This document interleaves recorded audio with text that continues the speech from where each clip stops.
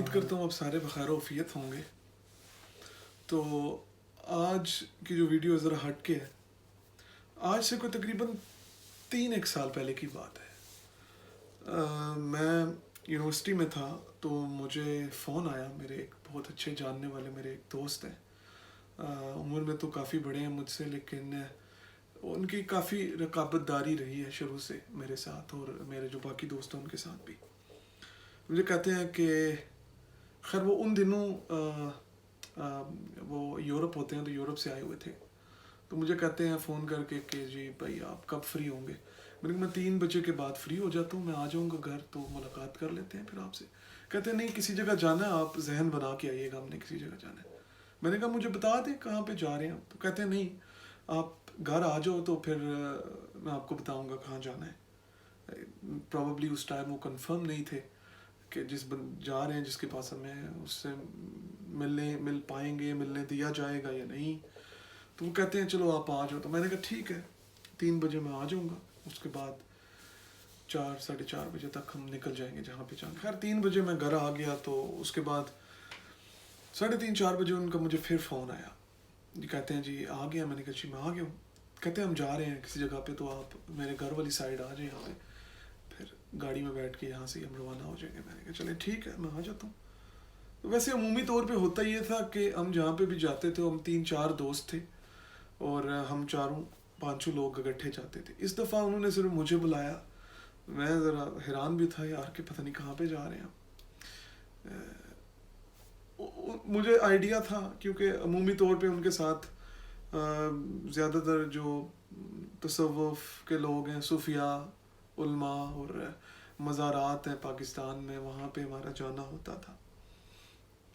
تو جو میاں محمد بخش ہیں ان کا مزار بھی ہمارے علاقے میں ہے, تو اکثر وہاں پہ بھی ان کے ساتھ جانا اور وہاں پہ بڑی انیوژل سی چیزیں دیکھنا. سو that was a bit of astonishing, or it was a bit of recalling point for me at that point for some time.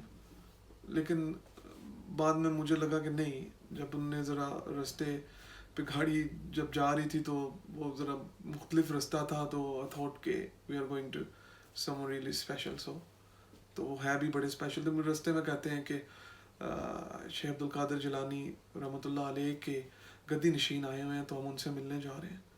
تو میں نے کہا مجھے تو نہیں ان کا پتہ, نام وغیرہ نہیں مجھے یاد. انہوں نے مجھے بتایا کہ ہاشم الگیلانی ان کا نام ہے, اور یہ 10th یا 12th descendant, I think 12th descendant ہے. 10th تھے جو وہ طاہر الگیلانی تھے جنہوں نے منہاج القرآن کی سنگ بنیاد رکھی, اور مولانا طاہر القادری صاحب ہیں ان کے, وہ ان کو زیادہ مانتے ہیں. وہ اس کے پروبیبلی وہ کسٹوڈین بھی تھے, اور شروع میں وہ کوئٹہ میں آئے تھے پھر, اور ان کی وفات بھی کوئٹہ میں ہوئی تھی, اور وہ صاحب تقویم بھی تھے جہاں تک میں نے سنا ہے.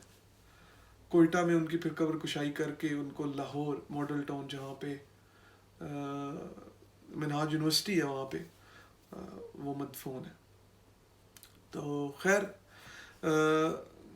چلے گئے ہم وہاں پہ. میں نے دیکھا بہت اور بھی علماء, مقامی علماء موجود ہیں. کچھ لوگ اسلام آباد سے بھی آئے ہوئے تھے, کچھ لاہور سے بھی تھے, ان کے جاننے والے چاہنے والے. تو خیر وہاں پہ جنب غفیر تھا, کافی زیادہ گیدرنگ تھی. سو we stood on one side, and after some time ایک بندہ آیا, سائیں کے نام سے اسے کہتے تھے. میں بھی ملا ان سے. سو he took us into the room, اور وہاں پہ چھوٹا سا کمرہ تھا, شاید اس سے بھی چھوٹا تھا. تو ہم ایک سائڈ پہ جا کے بیٹھ گئے, لک کے بیٹھ کے جسے ہم کہتے ہیں.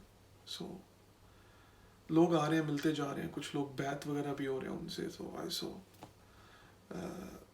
very blessed moment was it. تو ابھی بھی مجھے یاد ہے. تو وہ میں نے دیکھا جوان سے ہیں, پروبیبلی جو میرے ساتھ جو میرے دوست گئے تھے ان سے بھی شاید چھوٹے تھے عمر میں, 35-36 سال, پروبیبلی 40 میکسیمم تھے اتنے. تو ان کا جو طریقہ کار تھا, جو باقی علماء حضرات جو میں نے دیکھے تھے, اور جو پیرانے اکرام جو میں نے دیکھے تھے پاکستان میں, ان سے بہت مختلف تھے. وہ بڑے ریئلسٹک اور ماڈرن تھے. تو مجھے بڑا اچھا لگا. باتیں بھی کر رہے تھے انگلش میں, بیچ میں عربی بھی بولتے تھے اپنے لوگوں کے ساتھ. تو تھوڑی دیر بعد تھوڑا سا ٹائم گزرا تو سائیں پھر آ گیا, ہمیں کہتا ہے آپ آگے ہو جائیں, اب آپ ملاقات کریں. تو میں چلا گیا ان کے پاس. تو جو میرے ساتھ تھے میرے دوست, ان کا نام نہیں بتاؤں گا, مجھے کہتے ہیں آپ بات کرو. ہم گاڑی میں ہم ڈسکس کر کے آئے ہوئے تھے کہ ہم نے ان سے کیا باتیں کرنی ہیں. تو پہلا سوال میں نے کیا, میں نے سٹارٹ کیا تھوڑی سی ان کی تعریف کی, جو ایک آداب ہوتے ہیں. سلام دعا کرنے کے بعد انہیں سلام دعا جب کی تو مجھے احساس ہوا کہ وہ عربی بولتے ہیں اور انگریزی بولتے ہیں. اب مجھے ان میں سے صرف انگریزی آتی تھی, اردو بول نہیں تھا سکتا, ظاہری بات ہے, وہ اردو تو نہیں تھے سمجھتے, چند ایک الفاظ سمجھتے. تو انگریزی میں تھوڑا کلام کیا. خیر, تو میں نے ذرا صوفی کی ڈیفینیشن ان سے پوچھی, انہوں نے مجھے صوفی کی ڈیفینیشن بتائی. خیر وہ ایک پھر وہ لمبی بات چلی جائے گی. خیر میری لمبی بات چیت ہوئی تھی ان سے. پھر میں نے انہیں کہا کہ جی حضرت میرے لیے دعا کریں, بیٹھے ہوئے میرے ساتھ میرے دوست ہیں, ان کے لیے دعا کریں. تو انہوں نے کہا کہ آپ خود بھی دعا کر سکتے ہیں. تو میں وہاں پہ چپ ہو گیا. میں نے کہا آپ ایک بہت بڑے عالی مرکبت گھرانے سے آپ کا تعلق ہے, حضرت شیخ عبد القادر جیلانی رحمۃ اللہ علیہ کے 12ویں ڈائریکٹ ڈسینڈنٹ ہیں آپ اور گدی نشین ہیں. تو کہتے ہیں کیا اس میں کون سی بڑی بات ہے. میں نے کہا ہمارے لیے تو بڑی بات ہے. کہتے نہیں, بات ایسے نہیں ہے, ہم لوگ چیز کو انڈرسٹینڈ نہیں کرتے. قرآن اٹھا کے دیکھ لیں, خدا نے سب کو برابر پیدا کیا ہے, کسی کو دوسرے انسان پہ کوئی فوقیت نہیں ہے سوائے تقویٰ کے. میں نے کہا جی ایسے ہی ہے. اور last sermon of prophet peace be upon ہم اٹھا کے دیکھ لو آپ, تمام انسان برابر ہیں. No one is superior than another. A black or a white, they are equal. And Arab or non-Arab, they are equal. میں نے کہا that is absolutely understandable, but you are born in a very prestigious and a very holy family. So تو کہتے ہیں نہیں ایسی بات نہیں ہے, پیغمبر گزرے ہیں, ان کی اولادیں بھی ہیں ہمارے سامنے ہیں, کچھ پیغمبر ہیں, ان کی ایگزامپلز ہیں, ان کی اولاد ان کی تعلیمات پہ نہیں تھی, so they weren't be in that place anymore. تو وہ تو ختم ہو گئے, بات ہی ختم ہو گئی. تو نسبت آپ کا ساتھ انہوں نے مجھے کہا تب ہی دیتی ہے جب آپ اس کو آپ خود عمل کر کے دکھائیں. تو میں نے کہا یہ میں نے ذہن میں سوچا ہمارے یہاں تو ایسے نہیں ہوتا, ہمارے یہاں تو بڑی عزت دی جاتی ہے ان لوگوں کو, چاہے وہ کچھ بھی کرتے ہیں.